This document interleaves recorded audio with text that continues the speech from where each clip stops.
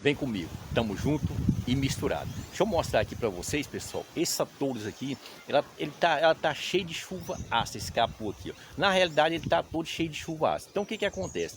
Aqui, para tirar essa chuva ácida, tem que fazer uma descontaminação de pintura e depois vir com composto polidor. Entendeu? Tem que dar um corte.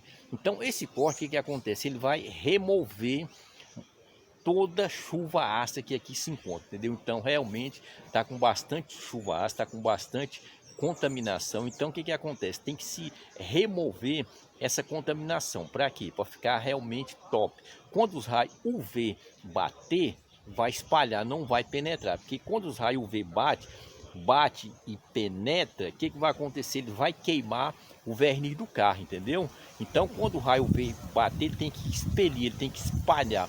Então ele estando todo protegido, vai acontecer isso. E quando você for lavar teu carro, vai também ter uma repelência melhor, ok? Tamo junto e misturado. Tubarão não anda com sardinha. Vamos para cima.